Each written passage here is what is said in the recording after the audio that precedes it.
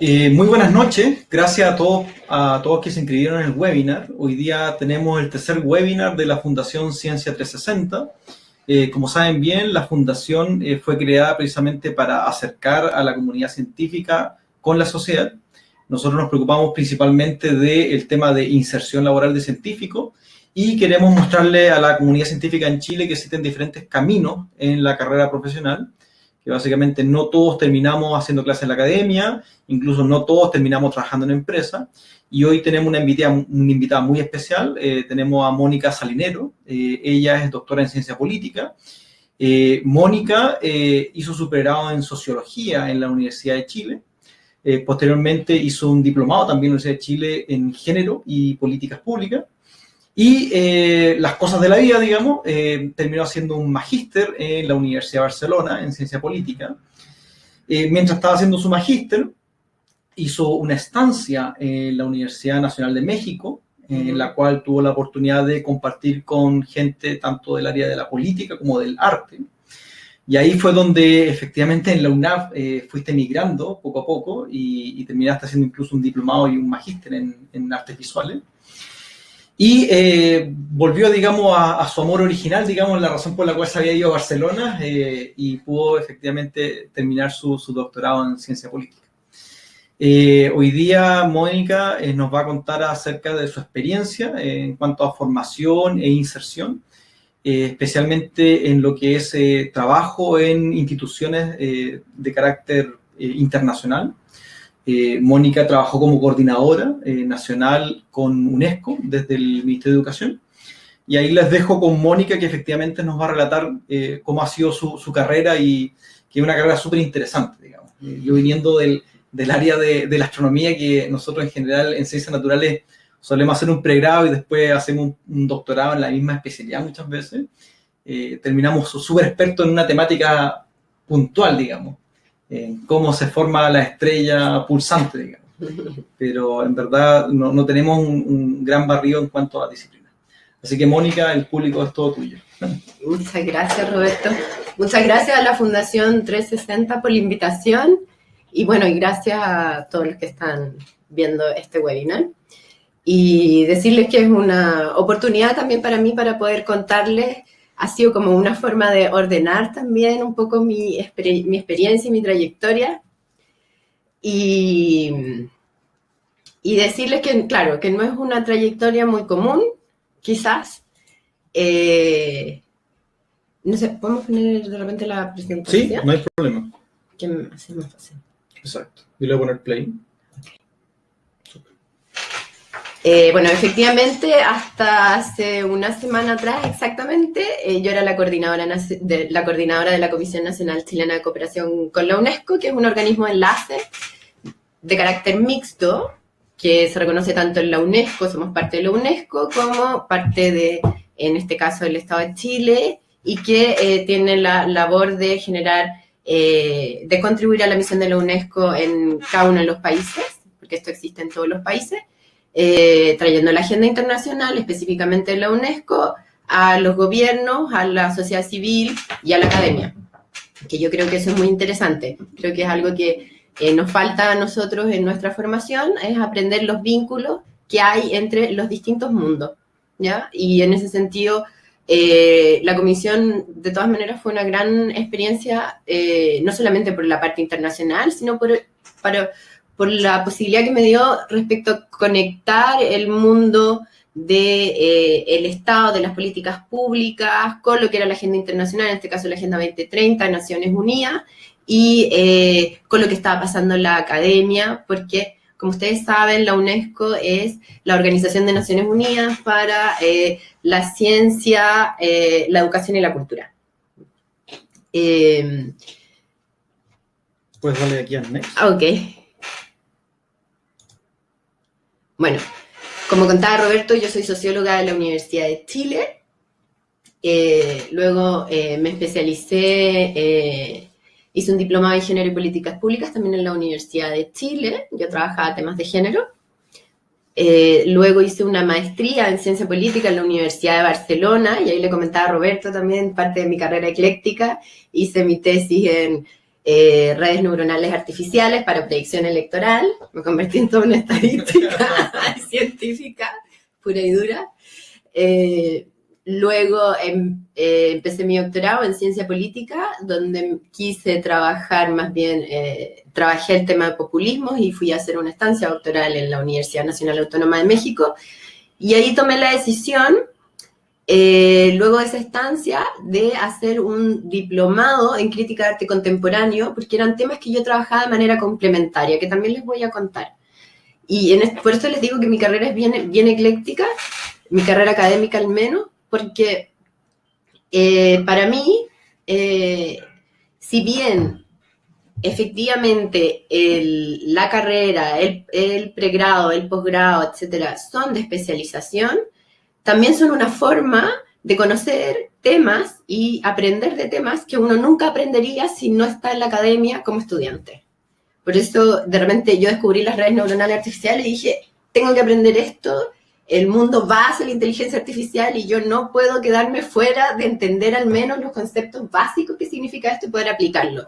A lo mejor, no sé si lo voy a aplicar después, pero esto es una forma de entender también lo que está pasando en el mundo. Bueno, luego hice una maestría en artes visuales, también en la UNAM, y paralelamente hacía mi doctorado, bien intenso, y unas investigaciones bastante intensas, por eso yo creo que va a ser una carrera larga. Terminé mi doctorado y ahí trabajé temas de populismo en América Latina. Y en mi maestría lo que hice fue continuar una investigación que yo hacía de manera paralela sobre artes visuales en Chile, en la época de los 60 y los 70. Y dentro de mi experiencia laboral, yo trabajé en la Fundación Instituto de la Mujer como investigadora cuando salí de la universidad y pude hacer varias investigaciones entre la Fundación Instituto de la Mujer y la Fundación Friedrich Ebert sobre las mujeres en el sistema político chileno, específicamente en los partidos políticos. Luego trabajé en el Servicio Nacional de la Mujer, que es lo que sería ahora el Ministerio de la Mujer, como profesional encargada de participación en el nivel central. Luego participaba también de colectivos de arte, principalmente de gente de la Universidad de Chile, que esta era como mi línea de trabajo paralela, que era un interés que yo siempre había manifestado y tenía interiormente. Y por lo tanto realicé exposiciones. Bueno, luego empecé a trabajar ya en una investigación un poco más formal, en temas en el tema que les contaba sobre un colectivo de arte chileno en la época de los 60 y los 70, que ahí me llevó mucho a ver el tema de la cultura material y la relación efectivamente arte-política. También he hecho textos curatoriales, curado exposiciones, siempre con una línea que... Y ahí es donde yo digo que la parte ecléctica es entre comillas, porque tiene que ver también con cómo se cruzan los temas con los que uno trabaja. Es decir, el arte no está separado de la sociología, no está separado de la política, no está separado de los temas de género, no está separado de la memoria, tampoco está separado el tema de la metodología, no deja de ser. Hay mucho que aprender, sobre todo en la parte de... Hoy día el tema de innovación, la relación arte y ciencia es muy fuerte, y a mí además me tocó verla por el trabajo que hacían estos artistas. Participé, en investigaciones como investigadora, asesora, también como técnica en distintos temas, principalmente en arte, pero también en derechos humanos y también en temas de derechos humanos. He hecho docencia universitaria en pre y posgrado, y cuando volví a Chile tuve la oportunidad de trabajar y hacerme cargo de la Comisión Nacional Chilena de Cooperación con la UNESCO, que como les contaba, este organismo enlace, y mucha oportunidad también ahí de trabajar con la academia, con la sociedad civil, con otros ministerios. Creo que fue una súper buena experiencia, la verdad. Una súper buena experiencia, en la que pude lograr muchas de las cosas que nos propusimos en la Comisión Nacional. Y bueno, eso respecto a mi experiencia. en términos generales. ¿Qué podría contar yo respecto a las fortalezas de mi trayectoria que me han permitido de alguna manera trabajar en estos distintos ámbitos o ámbitos que no son tan comunes como que es el ámbito de las relaciones internacionales? Primero, yo creo que yo tenía experiencia fuera de la academia, es decir, no solamente había seguido un camino de especialización, de maestría, doctorado, donde muchas veces nos ven como si fuéramos los tipos medio locos y locas, que estamos encerradas trabajando solo en una cosa y somos súper expertos en una sola cosa. Sí, seguramente sí, somos muy expertos en una sola cosa, pero también en mi caso fue súper bueno tener una experiencia laboral, y no solamente laboral, sino que laboral en el sentido que no todo es remunerado, con líneas de trabajo paralelas en arte, especialmente en temas de arte. Además, eso me significó tener una experiencia de trabajo colaborativo, porque generalmente cuando uno estudia de una manera bastante solitaria. Yo entiendo que de repente en la ciencia hay ciertos trabajos que son más colaborativos por el tema de los laboratorios, pero a mí no me queda tan claro hasta qué punto existe efectivamente en la academia un interés por formarnos en grupos que sean colaborativos, interdisciplinar, que eso es algo que existe en la realidad. El mundo es interdisciplinar porque el mundo es complejo y todos los temas se cruzan, los problemas están cruzados por distintas áreas. Tenemos que aprender a trabajar de manera colaborativa e interdisciplinar. Y yo creo que eso ha sido una de las fortalezas de mi trayectoria, porque también me permite entender otros lenguajes, que no son siempre los lenguajes que uno tiene cuando uno sigue una carrera demasiado especializada. Y bueno, por tanto también he tenido experiencia en gestión de proyectos y en gestión pública. También la formación en género hoy día es sumamente importante. La formación en género, no discriminación y derechos humanos son temas que son de primera línea, no solamente en la agenda internacional, yo creo que también en la agenda nacional. Eso está súper claro con todas las movilizaciones que han habido y con todo lo que se está generando, de hecho, al interior de las universidades, pero también en el Estado, también en la industria, las empresas, la necesidad de incorporar temas de género en todo lo que tiene que ver con el desarrollo organizacional, pero también en la responsabilidad social empresarial, etc. Y la fortaleza de tener redes internacionales y nacionales. Esos son, en general, digo, como cuando yo pienso en cuáles son mis fortalezas dentro de mi trayectoria, y eso tiene que ver por el trabajo que he realizado dentro de Chile, por el trabajo que he realizado haciendo mis especializaciones afuera.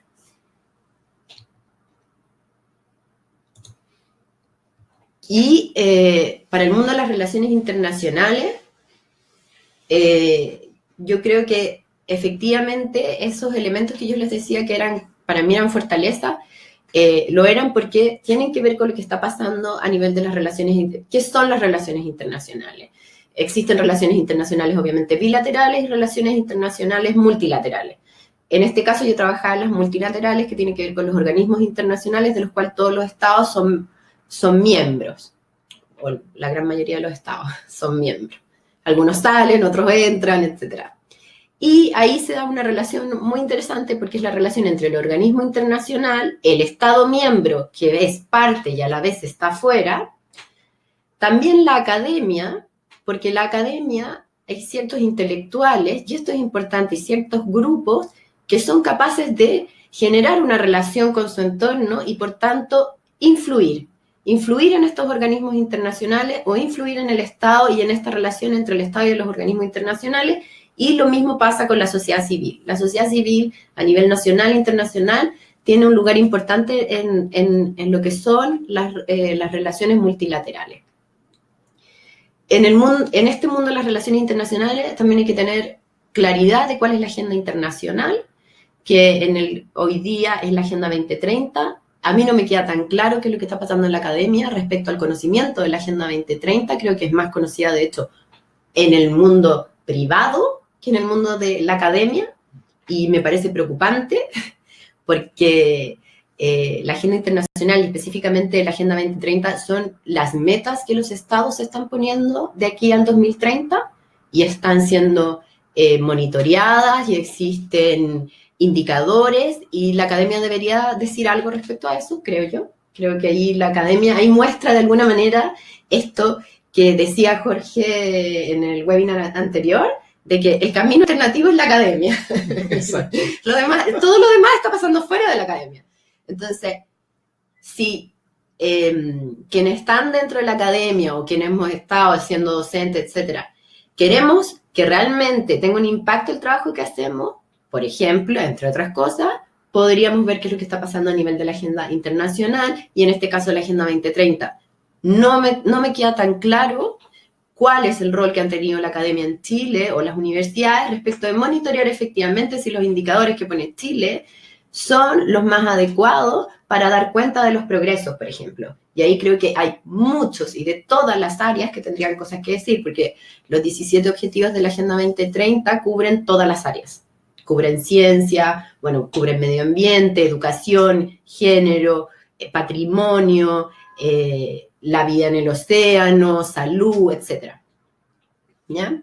Y ahí, bueno, también tiene que ver con que hay temas de vanguardia que son más importantes en el mundo internacional. Decirles que la inteligencia artificial es tema a nivel de los organismos internacionales. Hoy día, este año, o sea, la UNESCO, por ejemplo, está trabajando ya hace varios años con el tema de cómo se está incorporando en el mundo la inteligencia artificial, pero ya este año están haciendo unos foros gigantescos a nivel mundial para poder manejar el tema de la inteligencia artificial.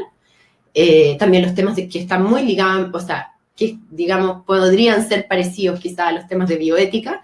También es muy fuerte el tema de bioética, que también tiene relación con cuestiones que dicen los organismos internacionales respecto a la profesión de los académicos. Y yo creo que muy pocos académicos saben que existen convenciones y resoluciones respecto resoluciones respecto a cómo se deberían ejercer ciertos derechos en la academia y cómo se ejercen de hecho los derechos humanos dentro de la academia. La igualdad entre hombres y mujeres es una prioridad, existen dos prioridades en la UNESCO específicamente, una es África y otra es la igualdad entre hombres y mujeres. El tema de interculturalidad también es un tema que uno no puede dejar de manejar en términos de que no solamente estamos en una sociedad global ya hace mucho tiempo, sino que cómo se genera el diálogo intercultural para efectivamente generar hay que entender que estos organismos internacionales además fueron conformados post Segunda Guerra Mundial, o sea, tienen una misión y su misión es contribuir a la paz, que es algo que no es solamente después de la Segunda Guerra Mundial, hoy día también debería ser una prioridad, digamos, contribuir a la paz del mundo. Y para ello el diálogo intercultural es muy importante al interior de los países y a nivel internacional. También temas como la movilidad de los recursos humanos y la economía, y eso obviamente nos toca a nosotros, especialmente a quienes tenemos especializaciones de posgrado, porque eso es un tema no solamente que interesa a nivel de los organismos de Naciones Unidas, también interesa a nivel de los organismos que tienen que ver con integración de economías, integración de mercados, como APEC, OCDE, o sea, son temas sumamente importantes a nivel internacional, porque tienen que ver con cómo yo movilizo los recursos humanos para poder utilizarlos de la mejor manera posible, considerando que hay una serie de barreras para la movilidad de esos recursos humanos. Y aquí y esto es muy loco, porque no estamos hablando solamente aquí de derecho a migrar, sino que aquí estamos viendo la otra cara de la migración, que es el aporte que hace la migración con sus recursos especializados, o sea, con los recursos humanos especializados. Bueno, también lo que tiene que ver con mercados e innovación, también todo el tema de la cultura y las industrias, o lo que se dice la economía creativa y las industrias culturales. Y hay otro tema que también es muy, muy importante a nivel internacional y que tiene que ver con los riesgos y los desastres.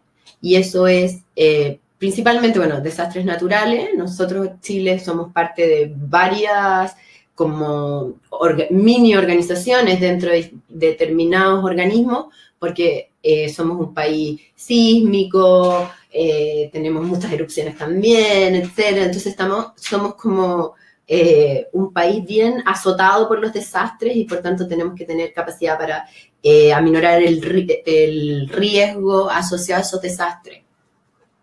Bueno, y además, dentro de todos esos temas, el mundo de las relaciones internacionales lo que hace, por una parte, se genera investigación, que no es como la investigación que se hace en la academia propiamente tal, porque generalmente está aplicada hacia las políticas públicas, es decir, cómo resuelvo los otros temas que hablamos recién, y eso se puede generar dentro de los organismos o a través de consultorías externas. Y a partir de eso se hace cooperación internacional, porque se definen líneas de trabajo también. Es decir, cómo se van a abordar esos problemas, cuáles son los conceptos que se utilizan. Y ahí se da la cooperación internacional, que hoy día es cooperación sur-norte y sur-sur, son las dos líneas de cooperación, a nivel de los organismos multilaterales, pero también a nivel bilateral se genera cooperación internacional. Y hay que saber que nosotros los chilenos ya no somos receptores de cooperación propiamente tal, sino que nosotros deberíamos ya estar como país de la OCDE además, en capacidad de generar cooperación hacia el exterior. Eso es algo que debería empezar a generarse y deberíamos también generar cierto liderazgo a nivel internacional para la definición, digamos, de esas líneas de trabajo y de influencia en las políticas públicas acerca de las relaciones internacionales que queremos construir. Y todo esto en un contexto de recursos limitados. Porque obviamente los organismos internacionales reciben el apoyo de las cuotas de los países y una serie de aportes que pueden ser adicionales para trabajos específicos que los ayudan en estas líneas, ¿ya? Eso en términos como generales.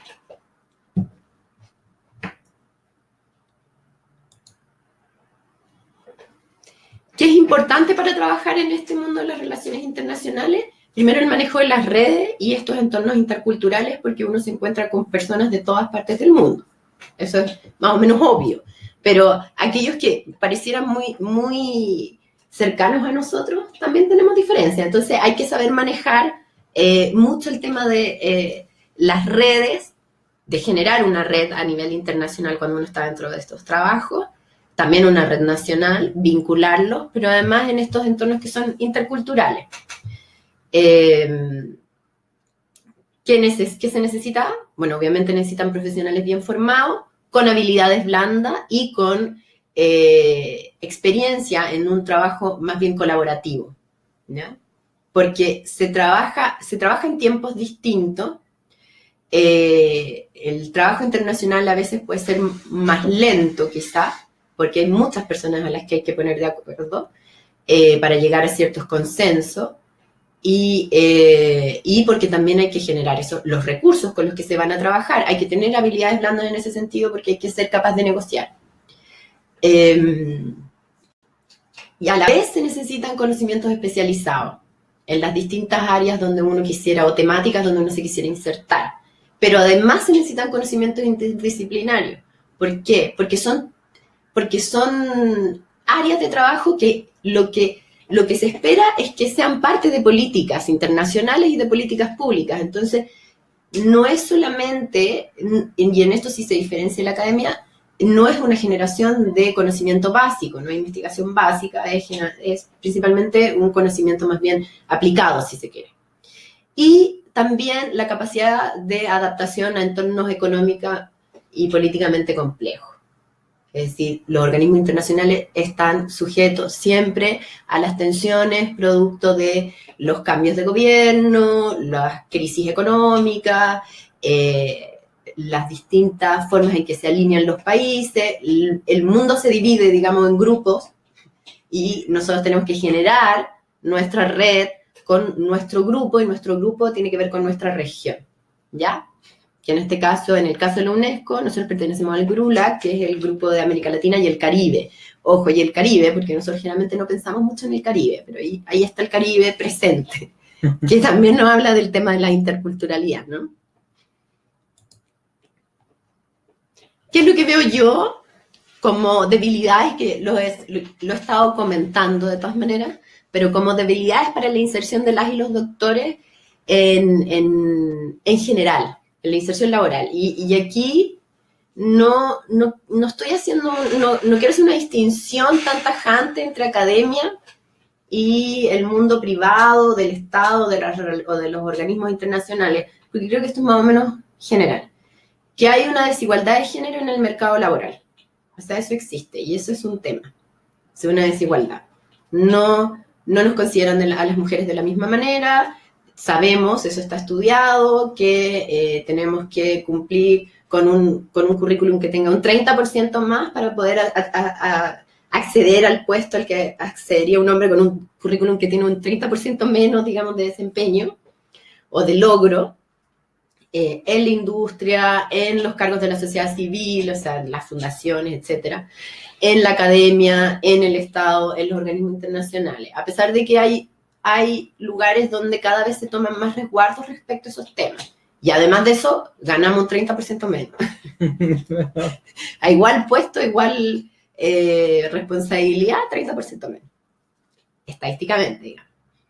Además, la academia está altamente masculinizada. Si bien las estadísticas muestran que en el pregrado las mujeres somos más, vamos disminuyendo a medida que se va avanzando en la carrera de especialización. Hay distintos estudios que muestran esto, en México, en Suecia, en Chile hay algunas cosas, no me queda tan claro si hay estudios tan amplios respecto al tema, o sea, que abarquen efectivamente todas las universidades y todos los grados académicos.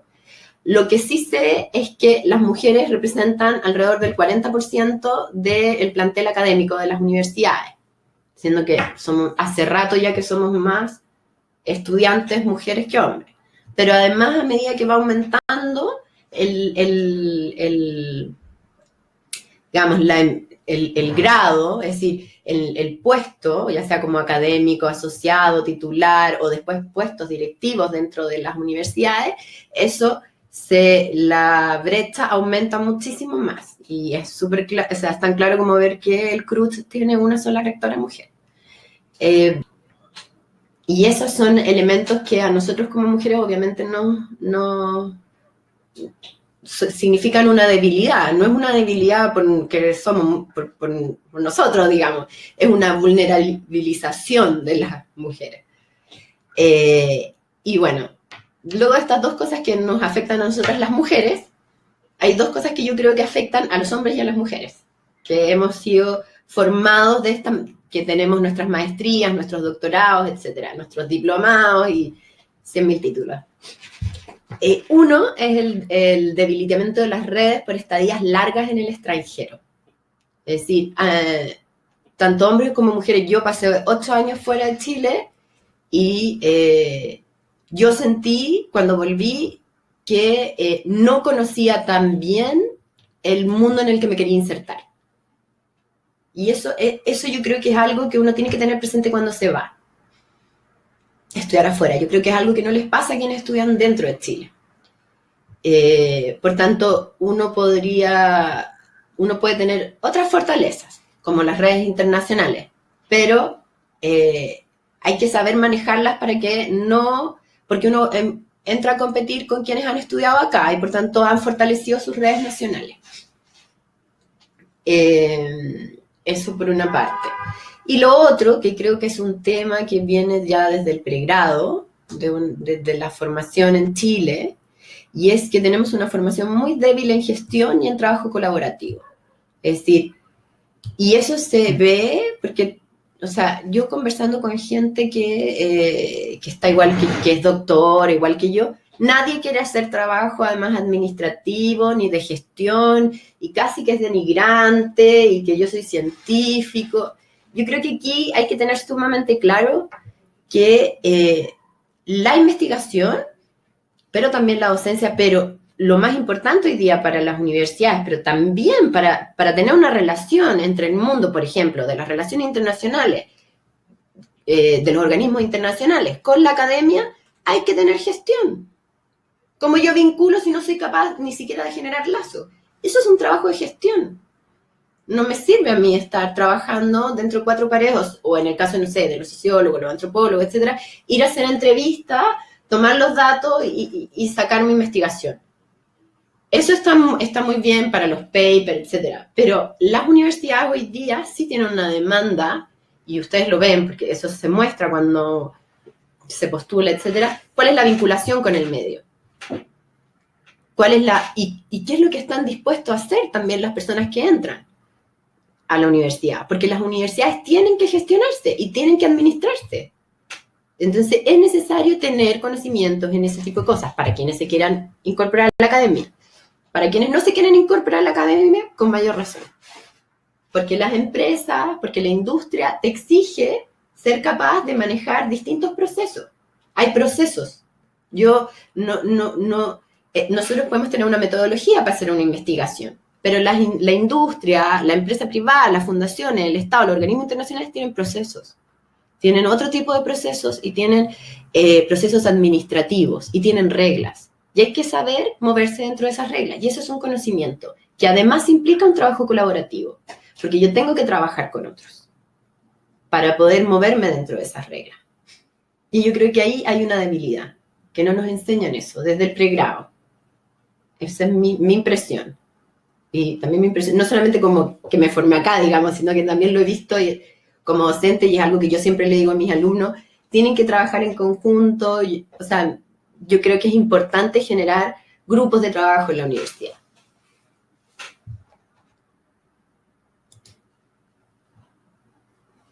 Y aquí, ¿qué creo que es lo que habría que tener en consideración respecto a el problema que hoy significa la inserción para los doctores en Chile?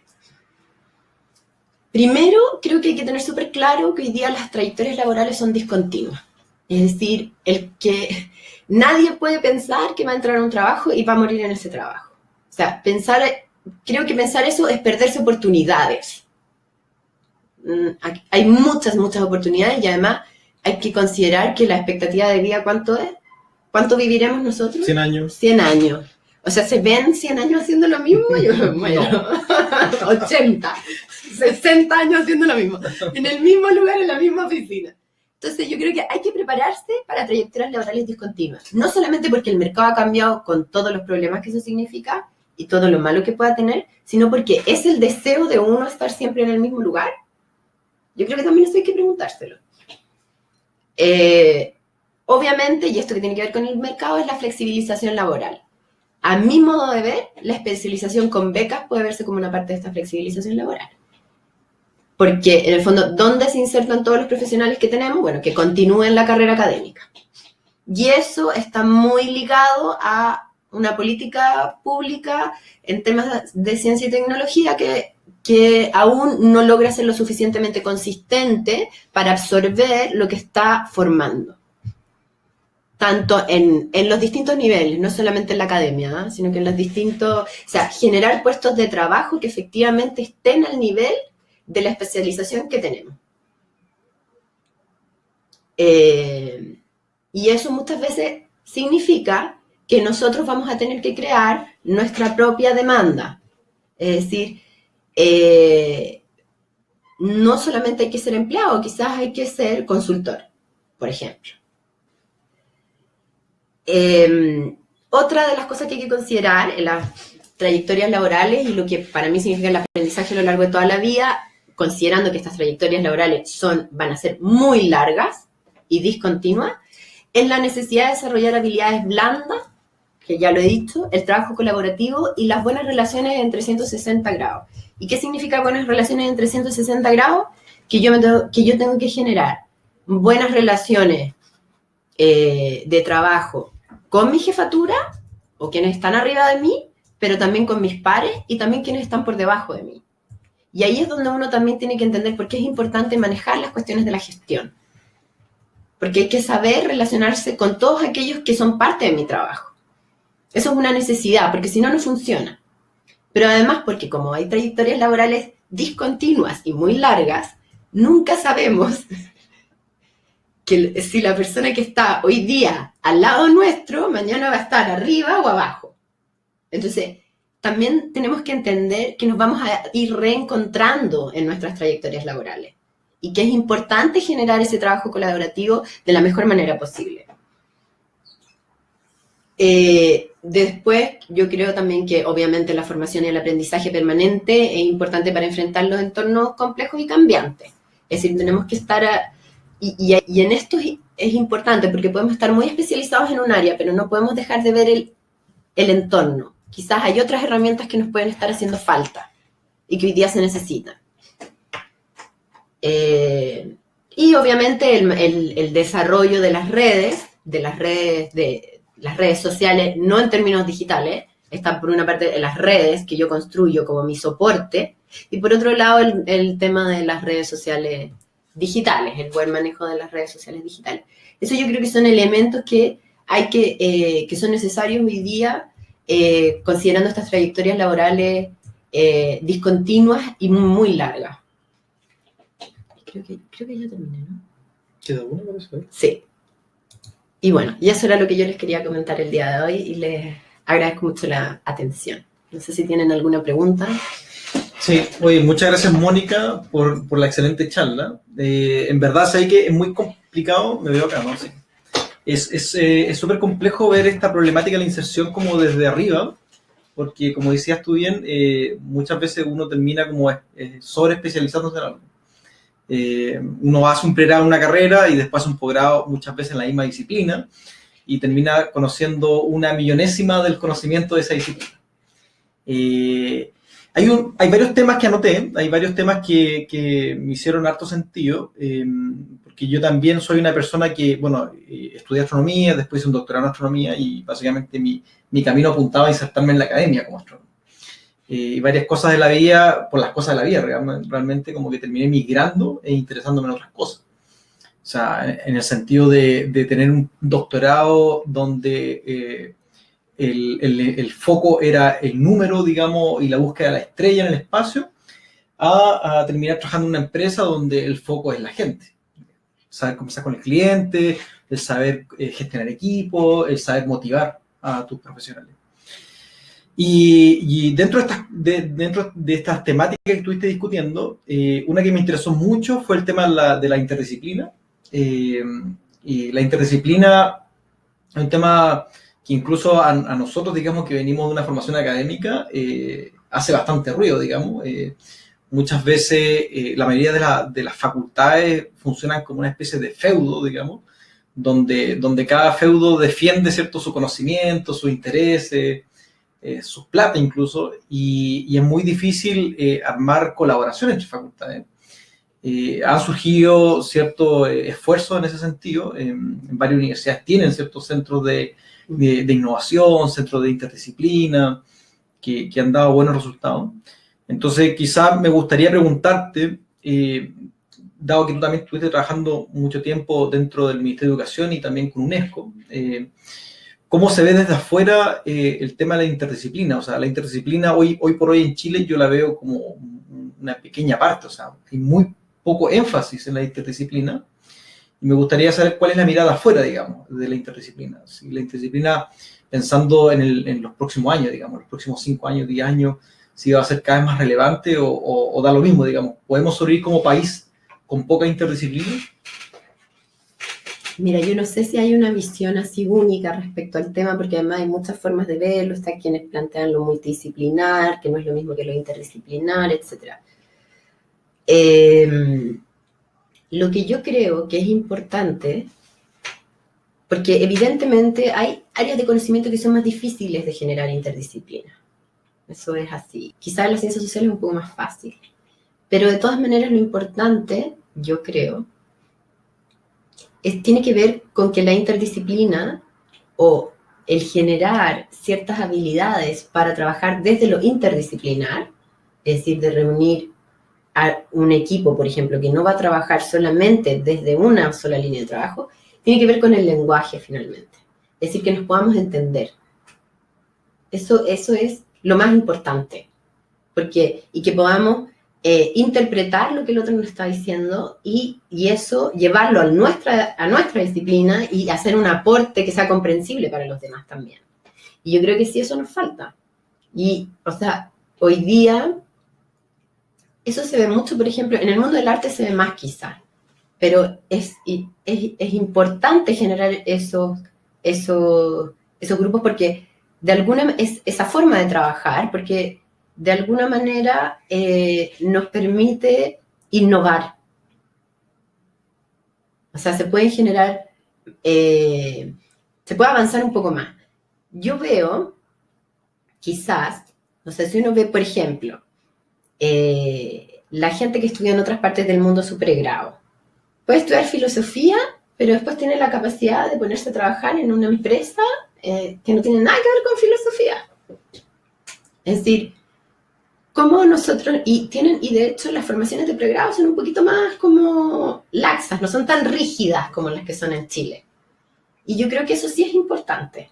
Sí es importante que podamos, no significa que no sea importante la especialización, sino en qué medida lo que yo quiero trabajar puede ser trabajado desde una mirada que tome los aportes de otras áreas del conocimiento.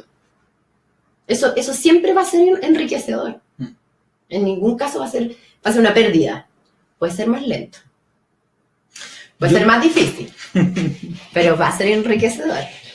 Por ejemplo, yo como astrónomo siempre, bueno, en la astronomía, que es como la astronomía del siglo XXI, una astronomía muy basada en temas en conocimiento matemático y en conocimiento física. Entonces, muy fácil para mí, digamos, hablar de interdisciplina con física y matemática. Uh-huh.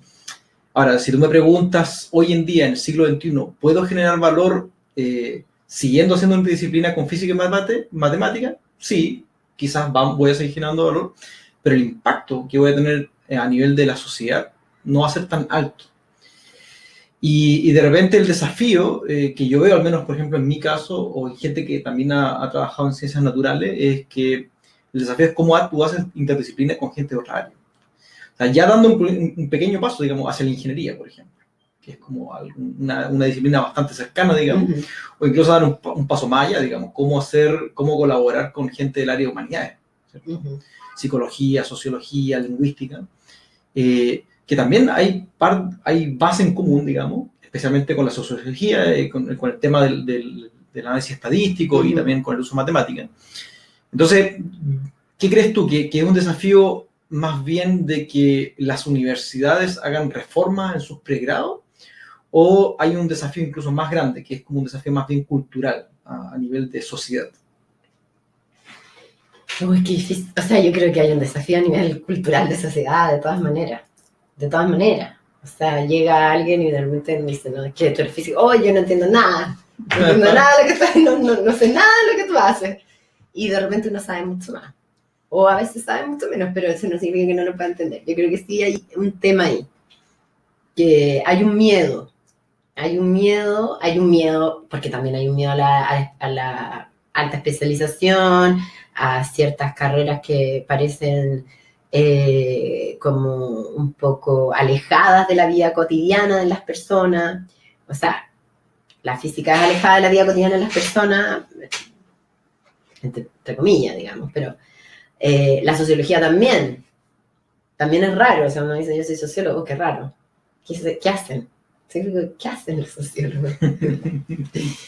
Hacemos de todo, por eso somos como interdisciplinares. Hacemos de todo. Pero yo creo que es una cuestión que tiene ya más que ver con las perspectivas. Ahora, las universidades verán si necesitan o no necesitan hacer reformas respecto a ese tema. Yo creo que hay una discusión ahí más larga. Yo no soy experta en eso. Uh-huh. Lo que sí creo es que hoy día, en la medida en que se demanda, por ejemplo, a las universidades que tengan extensión y que tengan vinculación con el medio, y eso se puede hacer de distintas maneras, sí es importante tener un trabajo interdisciplinar. Porque a lo mejor no vamos a generar algo nuevo. Exacto. Pero sí vamos a necesitar trabajar, por ejemplo, un centro de innovación en una universidad, sí necesita trabajar con comunicadores, con antropólogos o con periodistas, sí necesito trabajar. O sea, y eso quizás no es tan interdisciplinar, sino que más bien es como multidisciplinar, pero sí implica la posibilidad de entenderse en los lenguajes, de qué es lo que estamos haciendo. Por ejemplo, yo creo que en los temas estadísticos, es súper interesante que llegue una persona de ingeniería o de, no sé, matemática o de física y que uno pueda conversar respecto a cómo resolver un problema que en realidad se aplica para un problema social, por ejemplo. Eso implica entender el lenguaje del otro. Y yo creo que eso es una habilidad, y eso es una habilidad que hay que generarla. O sea, no puede haber interdisciplina si no generamos la habilidad del diálogo. Exacto. primero. Y yo creo que sí hace falta diálogo. Y yo creo que lo más importante en la academia es el diálogo. Sí. Y no sé hasta qué punto lo hay. Sí. Pero eso es una percepción mía.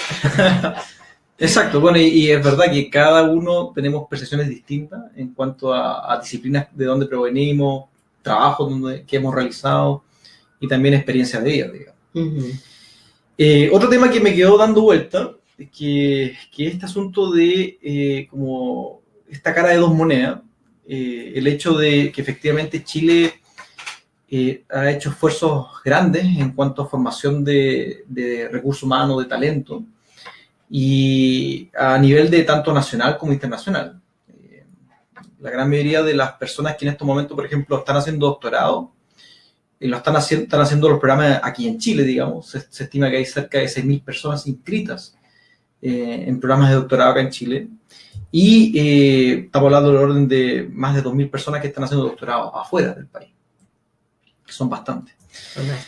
Y lo que suele ocurrir, efectivamente, cuando una persona termina su pregrado, la gran pregunta que surge es ya, ¿qué hago, digamos? Y al parecer el mensaje que te llega de afuera es que tienes que hacer un posgrado. ¿Por qué? Porque al final de cuentas, primero es porque de repente cuando tú vas a postular un trabajo, tú ves que los que están postulando, digamos, tus otros pares, tienen posgrado. Entonces ya es como, digamos, un check, digamos, para hacer un posgrado. Y muchas veces hay gente que hace posgrado porque quiere profundizar en el conocimiento. Uh-huh. Le gustó lo que estaba haciendo, quiere aprender algo nuevo incluso, complementario a lo que ya sabe. Y existen muchas razones, en verdad, por qué la gente hace posgrado.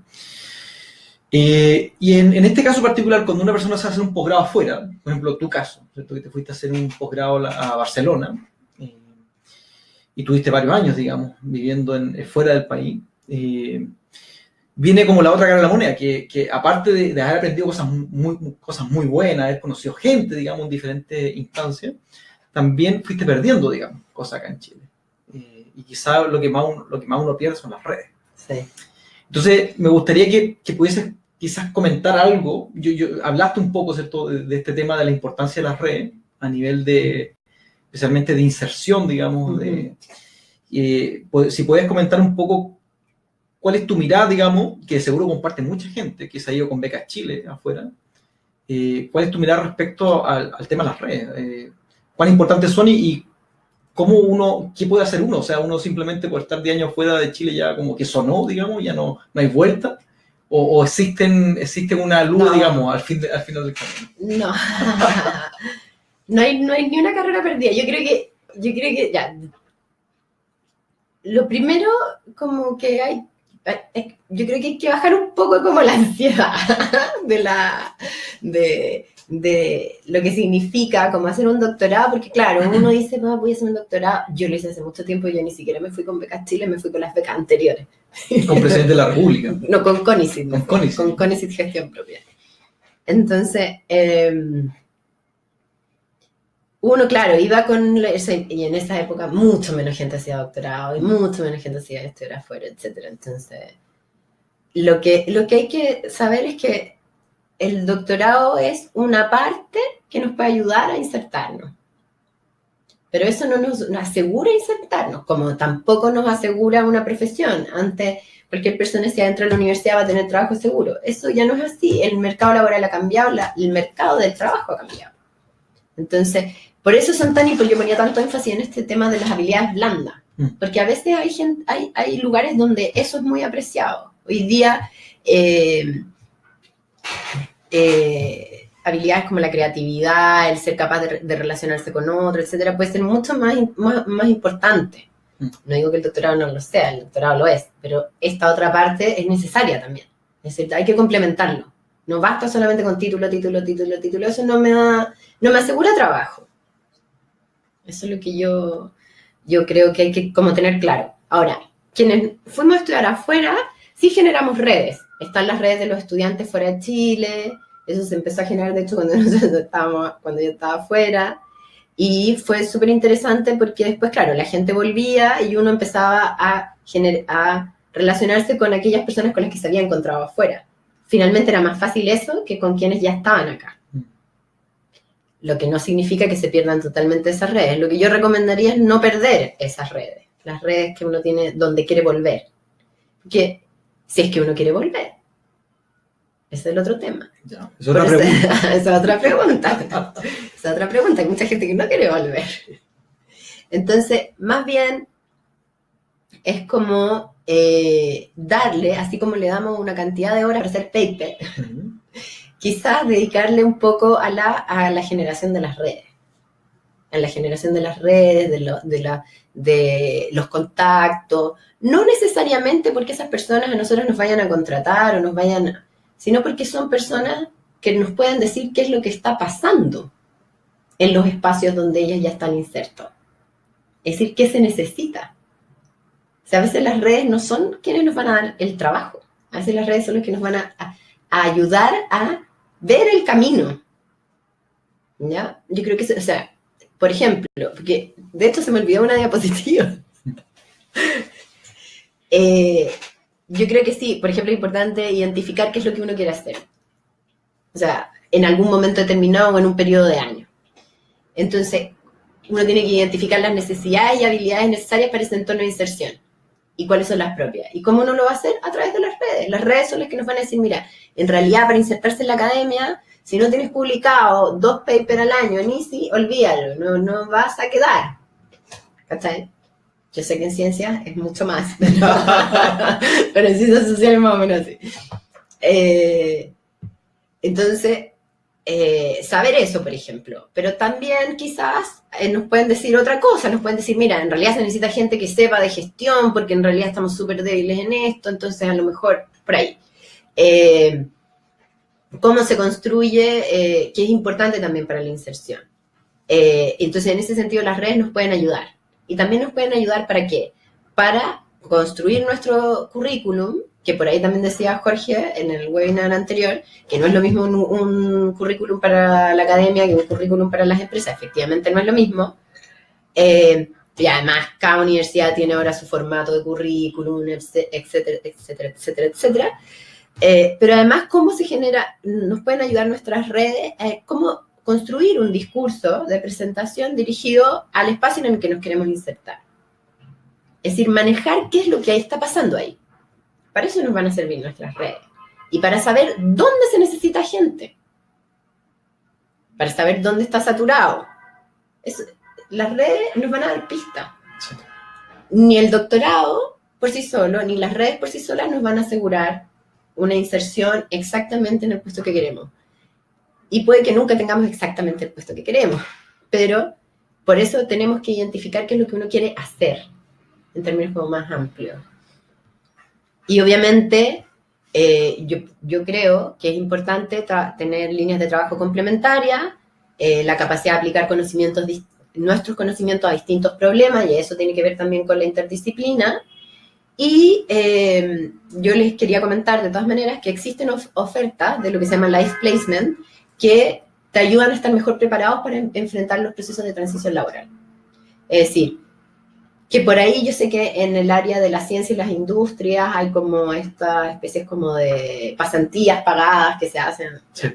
Es bastante común en verdad, que especialmente como empresas con prestigio y grandes, les gusta motivar a gente que vaya a hacer pasantía, porque a posteriori puede que efectivamente sea el profesional que te va a solucionar un problema, digamos. Uh-huh. Entonces, contrátalo, digamos, de la pasantía. Claro. Pero cuando uno ya tiene como más o menos, está en un proceso de transición, por ejemplo, hay consultoras que se dedican a hacer life placement. Entonces te dicen, bueno, ya tienes todo esto y te ayudan a decir, pero ¿qué quieres hacer? ¿Cómo vas a construir tu discurso? Te ayudan a todo eso que yo les puse ahí. Y eso tampoco va a asegurar un trabajo, pero te puede asegurar, lo que sí te puede asegurar que estés mejor preparado para enfrentar el tema de la inserción en el mercado laboral. ¿Por qué? Porque las estadísticas dicen que uno se demora entre 6 meses y 1 año en encontrar un trabajo. Y no es para desesperarse, es todo lo contrario, es para tener súper claro que es un proceso largo. Es un proceso largo. O sea, entre 6 meses y 1 año, en realidad, si uno lo mira bien, yo quiero llegar a cierto lugar, tampoco es tan largo. Sí. Lo que pasa es que uno tiene que vivir, y tiene que vivir de algo. y muchas veces cuando uno viene a la academia, uno efectivamente estudió con beca, que no es un sueldo como tal, sino que es un dinero básicamente que te permite pagar lo mínimo. Y también uno como que agarra la costumbre de siempre estar con una liana en mano, digamos. Siempre estar con algo. Nunca te vas completamente del lugar donde estás, hasta que consigas algo. Pero es verdad lo que dices tú, que el mundo, sí, el mundo real, digamos, no funciona así. El mundo, la gente sale a buscar trabajo y está meses buscando trabajo. Sí, y además que buscar trabajo es un trabajo.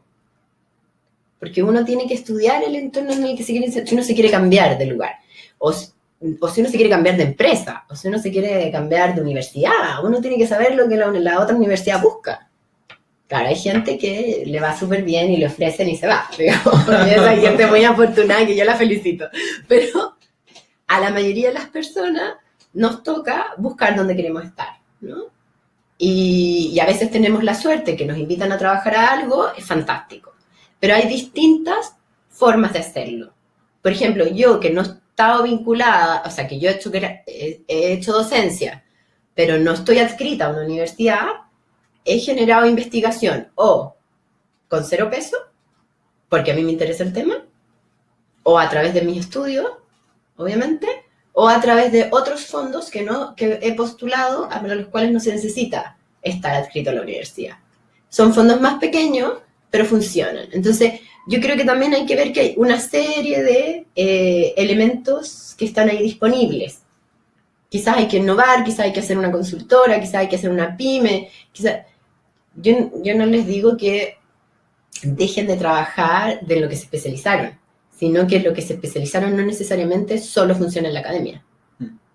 Funciona en muchos otros lugares. Y que efectivamente hay una ventaja, y es que uno tiene el máximo grado posible de tener en la universidad, que es el de doctor. Uno tiene una capacidad de aprendizaje importante, un ritmo de trabajo que todo el mundo sabe que un doctor tiene un ritmo de trabajo duro, digamos, entonces podría estar sometido bajo ciertas presiones, eso también es importante, como una habilidad a considerar. Entonces, como ver alternativas, yo creo. Pero para eso uno tiene que saber qué es lo que quiere hacer, dónde se ve trabajando, quiere tener un horario, no quiere tener un horario, quiere ser independiente. O sea, es que hay muchos elementos. Y nosotros, yo creo que no tengo tan claro si a la gente que es de un poco menor que yo, pero a mí me pasó que yo estaba como en la transición, en una generación en transición desde los que habían tenido un trabajo más o menos toda la vida, cuando de repente las trayectorias laborales empezaron a ser discontinuas. Entonces eso significa rearmarse cada vez. Y no necesariamente porque no necesariamente porque te expulsan de ese lugar. Es decir, uno también puede tomar la decisión de irse de un lugar, que por ejemplo fue mi caso, porque consideré que ya había hecho lo que tenía que hacer y era suficiente para todas las metas que me había propuesto. Entonces, eso es una decisión que uno tiene que tomar, o sea, cómo uno proyecta su trayectoria laboral. Que era lo que te decía al principio. ¿Queremos estar 60 años en el mismo lugar? No sé. Ahora, para proyectar una carrera laboral, digamos, uno también tiene que conocerse a sí mismo. Y tienes que saber cuáles son tus intereses. Y yo tengo la impresión de que hay mucha gente que todavía no se conoce a sí misma, y que todavía está en el proceso de búsqueda. Y quién sabe, o sea, quizás efectivamente se conozcan, pero a los 50 años, o quizás incluso hay gente que nunca se va a conocer a sí misma. Y son varias etapas. Sí, pues, y es verdad. Y quizás en el pregrado te conoces una faceta, en el posgrado descubre otra faceta. Sí, pues. Que fue un poco lo que me pasó a mí. Yo creo que uno tiene ahí como ciertos bichitos y no tiene que dejarlos de lado. Tiene que decir, ¿sabes qué? Voy a tratar con esto. Y a lo mejor al principio no necesariamente tiene que ser algo remunerado. Además, todos sabemos que nadie te financia algo de cero. Entonces, sobre todo en este mundo actual, entonces como los recursos son muy escasos, uno tiene que, digamos, dedicarle cierto tiempo a ciertas cosas. Ahora, esto sí es un consejo, nunca a costa de la vida. Nunca a costa de la vida. La vida es mucho más que solo que llegar a un lugar, insertarse y tener el mejor puesto. De verdad que eso puede ser pasa la cuenta después. Hay que considerarlo. Hombres y mujeres. Hombres y mujeres. Hay una pregunta que hizo Carla, ella pregunta, ¿cómo se pueden generar oportunidades para formar habilidades blandas en personas que están haciendo un doctorado? Que al parecer, cuando uno hace un doctorado, lo único que interesa son como las habilidades técnicas, las habilidades duras, ¿cierto? Y todo lo que es como comunicación interpersonal, trabajo en equipo, es como que vale cero, digamos, casi. Sí, no, vale cero. No, ahí ya no hay nada que hacer, no. Ahí ya perdimos, no se fue. No. Yo no sé, en los doctorados, bueno, yo creo que tiene que ver también cómo están estructurados los programas de doctorado. No me queda muy claro acá en Chile, en programas de doctorado, hay algunos programas de doctorado que son muy solitarios en el mundo, y hay otros que son de generar instancias entre todos los estudiantes del doctorado. Que yo creo que eso es algo que deberían hacer todos los doctorados, de hecho. Eso es importante, porque además mantienes tu red con tus propios compañeros, que no dejas de estar, o sea, que es algo bueno. Y además no pierdes el entrenamiento social. Pero yo creo que las redes de los estudiantes, que generan bastantes actividades, es interesante. Yo creo que generar también vinculación en otros proyectos puede ser interesante, es decir, el 100% del tiempo no puede ser dedicado solo al doctorado, o sea, generalmente las personas tienen familia o pareja, hay que dedicarle un tiempo a la familia, a la pareja, y hay que también quizás dedicarle un tiempo a otras actividades.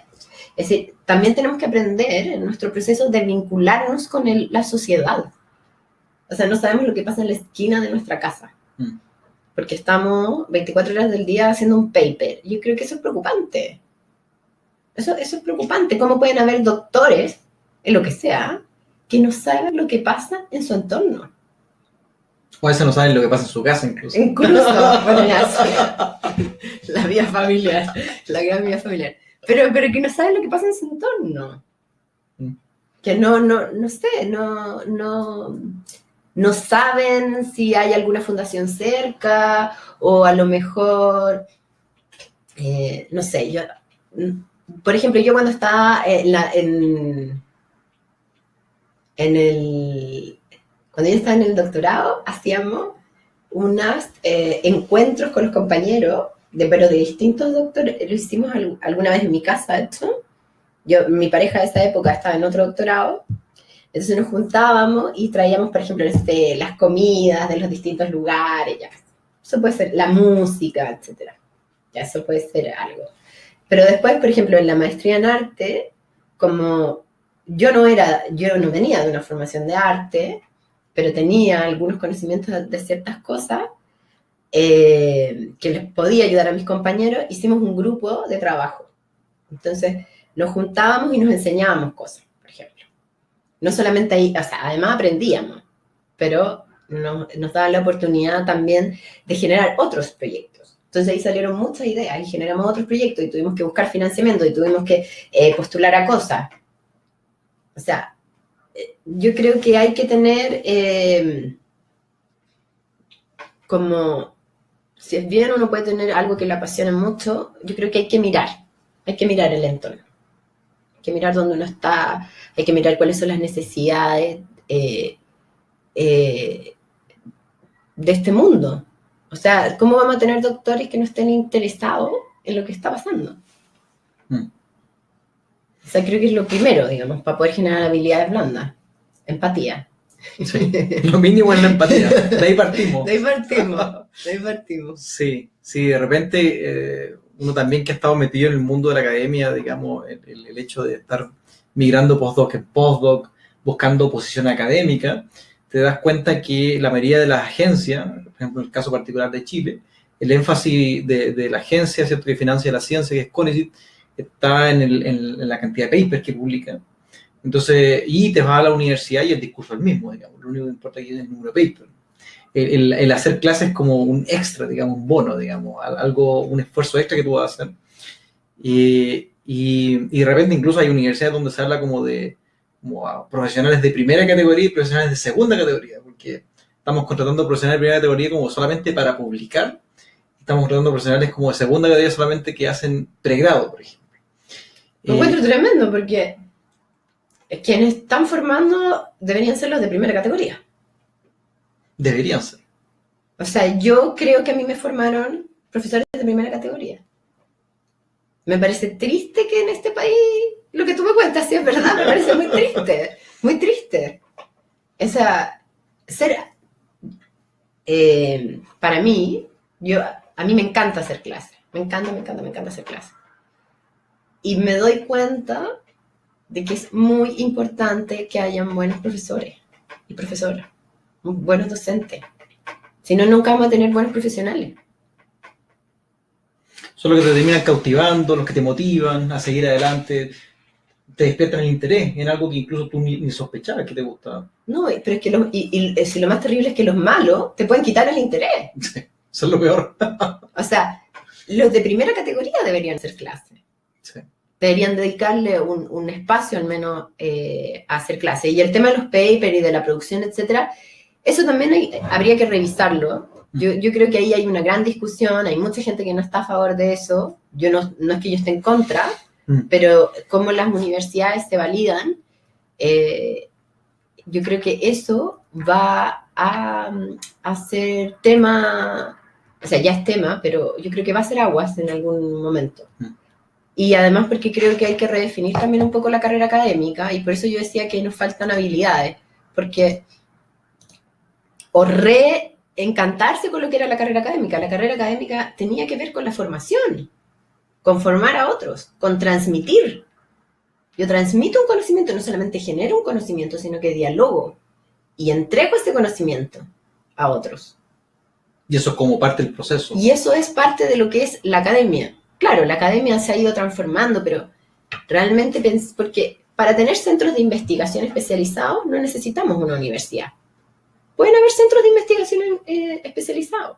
Y para tener profesionales no necesitamos tener al lado el centro de investigación. Porque si no dialogan, ¿para qué van a estar juntos? La idea es que esas dos cosas dialoguen. Y ahí es donde tenemos que poner énfasis en quiénes son los que están formando a los profesionales.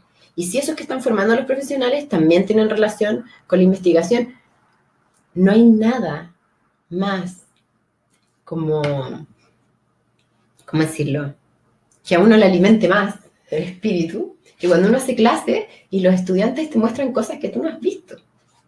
Porque además hay un conocimiento generacional. Es en las ciencias sociales, al menos.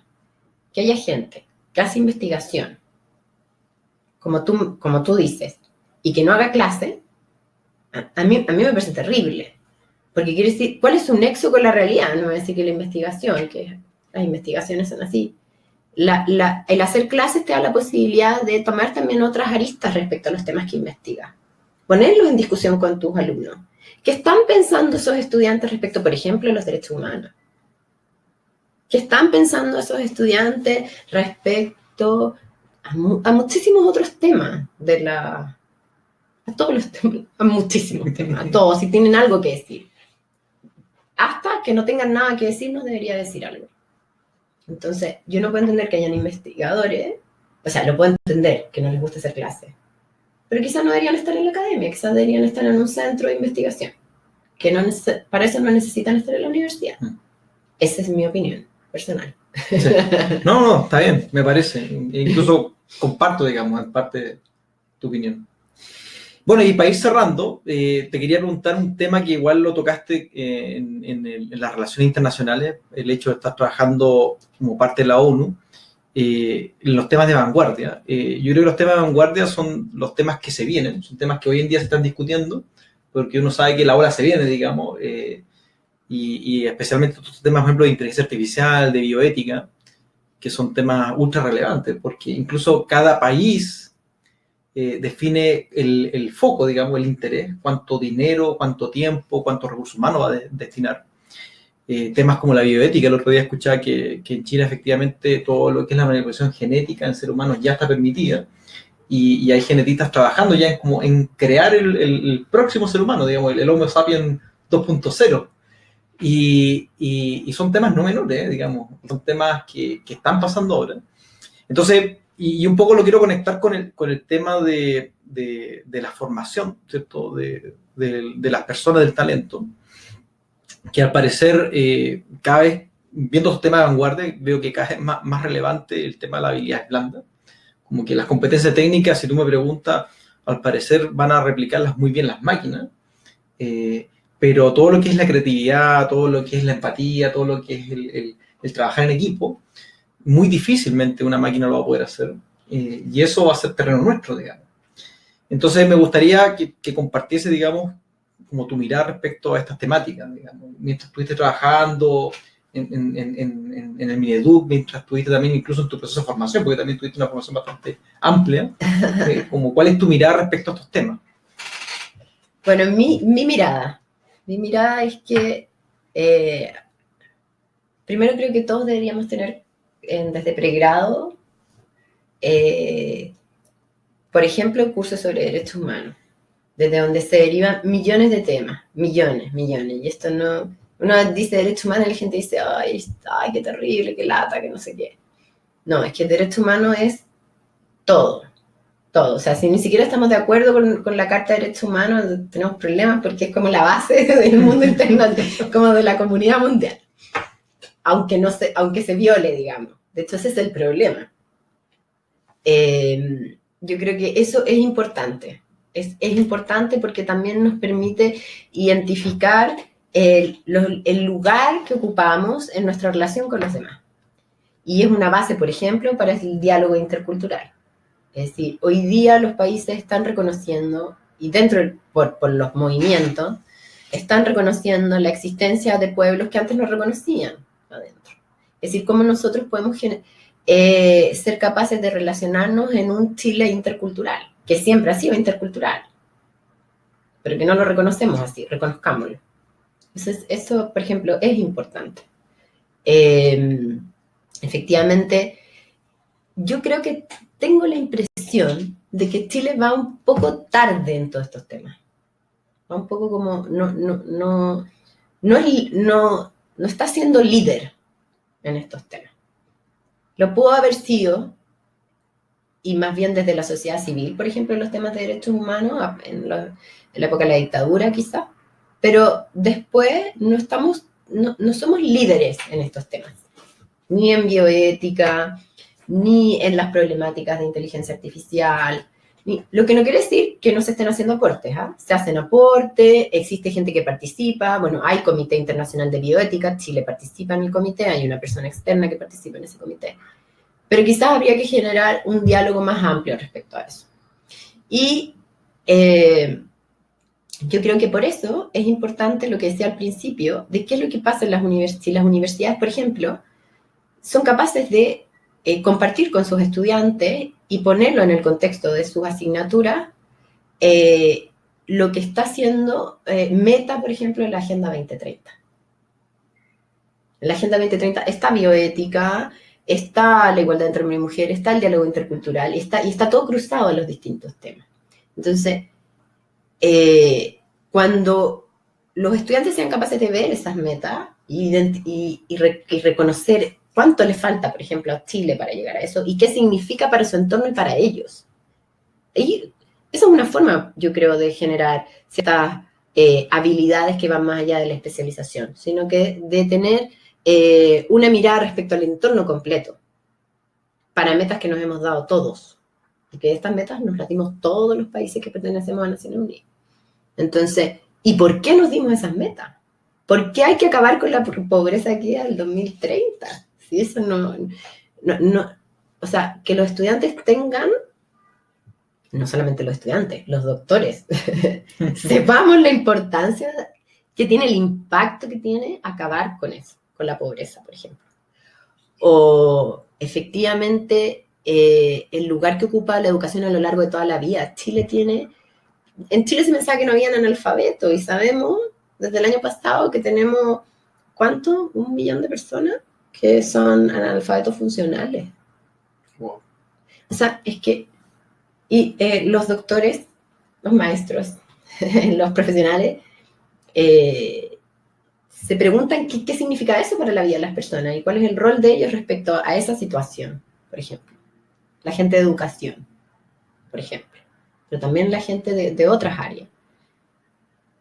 Por ejemplo, en el área de salud es muy fácil detectar muchas cosas, igual que en el área de educación, es muy fácil detectar muchas cosas. Pero yo creo que es importante generar que sea parte de los conocimientos de los estudiantes, de la formación, los temas de derechos humanos, los temas de interculturalidad, sea de la carrera que sea. Que sea. Es decir, hemos visto además, por ejemplo, la relación, no sé, entre la matemática y el conocimiento indígena, entonces hay distintos conocimientos que se pueden poner ahí en juego. No significa, a ver, lo que quiero decir es que no tenemos que aprender a valorar lo que está en nuestro entorno. Hay un conocimiento ahí que está en nuestro entorno y que no lo hemos valorado. Y hay personas que están creando ese conocimiento de unas maneras distintas y tampoco lo valoramos mucho. No sé si logré responder tu pregunta, porque Sí, creo que me fui por otro lado, pero igual. Sí. No, yo creo que, podríamos estar incluso una hora más si quieres conversar. Oye, Mónica, te quería agradecer en verdad profundamente de la Fundación Ciencia 360 haber participado de este webinar. Como te comenté, eres la primera persona que viene del área de humanidades y participa del webinar. En verdad, nosotros como fundación lo que estamos tratando de hacer acá en Chile es de mostrarle a todos los profesionales que se han formado a nivel de pregrado, posgrado, en temáticas de ciencia, humanidades, y que tienen alguna relación con el desarrollo de este país, mostrarle que efectivamente la academia no es el único camino, que existen múltiples caminos. En otros países incluso lo han llamado carreras alternativas a esta temática. Y de repente también uno se pregunta, ¿es alternativo? Como decías tú al comienzo, quizás la academia es realmente lo alternativo. Y el hecho de insertarte en instituciones del gobierno, en empresas, en ONG, quizás realmente el grueso, digamos, es donde vamos a terminar parando varios de nosotros. Entonces quería agradecerte nuevamente tu participación. Muchas gracias por esta mirada distinta, digamos, acerca de cómo una persona efectivamente a medida que va avanzando en la vida va descubriendo sus diferentes intereses y siendo un aporte, digamos, un aporte para la sociedad, para el entorno.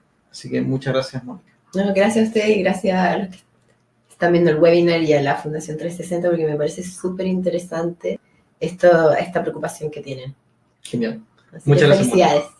Genial, muchas gracias. Bueno, nos despedimos de todo. Recuerden que este video va a ser subido a nuestro canal de YouTube y vamos a compartir el link por redes sociales. Muchas gracias.